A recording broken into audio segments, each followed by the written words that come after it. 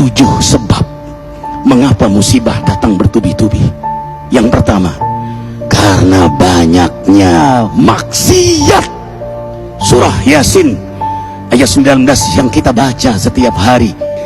Kemalangan terjadi, musibah terjadi, malapetaka terjadi karena dosa keterlaluan kalian kepada Allah. Yang kedua, karena banyaknya orang berbuat zalim. Dengarkan surah Qasas ayat 59. Kami tidak akan menghancurkan satu daerah kecuali para penduduknya banyak berbuat zalim. Anak durhaka pada orang tua, istri yang berani kepada suaminya, perampok, pembunuhan di mana-mana. Ini mengundang bala bencana. Yang ketiga, mengundang bala bencana karena kelakuan tangan-tangan manusia. Rum 41. Telah tampak kerusakan di daratan dan lautan karena tangan-tangan jahil manusia, agar mereka merasakan akibat perbuatan mereka. Sebagian mereka merasakan akibat perbuatan mereka, agar mereka kembali kepada Allah. Yang keempat, bencana terjadi karena para tokoh melakukan kemaksiatan dan kezaliman. Dengarkan dengan iman, wahai penduduk Indonesia yang mulia, bila kami ingin menghancurkan suatu negeri, kami perintahkan para tokohnya untuk taat kepada Allah, tapi mereka maksiat, tapi mereka berbuat zalim, tapi mereka khianat kepadaku dan kepada makhlukku. Bahaqqa alaihil qaul, maka haklah untuk mereka datang bala bencana seperti kaum Ad, kaum Samud, kaum Lut, kaum Nuh. Kami hancurkan sehancur-hancurnya. Siapa tokoh itu?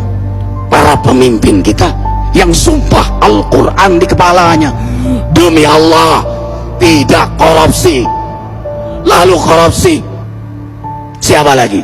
Hartawan, orang-orang kaya yang dengan harta berpoya-poya, sombong, maksiat dengan kekayaannya di tengah orang yang banyak menderita.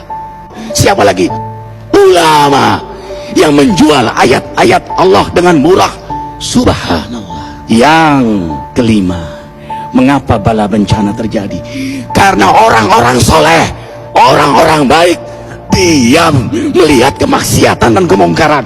Surah Al-Anfal ayat 25. Takutlah kalian dengan musibah yang tidak hanya menimpa orang yang maksiat, orang yang berbuat zalim, tapi juga kalian orang-orang soleh. Maka masa bodoh dengan kemaksiatan bukanlah sikap seorang mukmin. Amar ma'ruf nahi munkar adalah amal cerdas. Yang keenam, justru karena rahmat Allah, karena peringatan yang Allah hadirkan agar hadir mahkamah kesadaran kita. Ikhwah, dengarkan dengan iman surah Al-Baqarah ayat 155, 156, 157. Kami pasti uji kalian dengan sesuatu yang buat kalian takut lapar, takut miskin, takut kematian.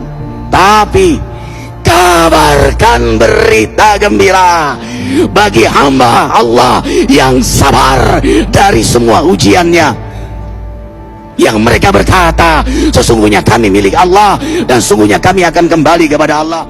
Yang terakhir, yang ketujuh, ada yang nanya, bagaimana yang maksiat yang selamat? Tenang-tenang saja. Yang berbuat zalim malah sukses. Di mana keadilannya? Allah Maha Adil. Dengarkan surah Hud ayat 15-16. Barang siapa mencari kesenangan dunia, lalu dia menghalalkan semua cara, apa kata Allah? Kami beri, tapi di akhirat tidak mendapatkan secuil pun kenikmatan, malah nikmat di dunianya menjadi bahan bakar azab untuk dirinya. Itulah istidrat. Lalu apa sikap kita sekarang?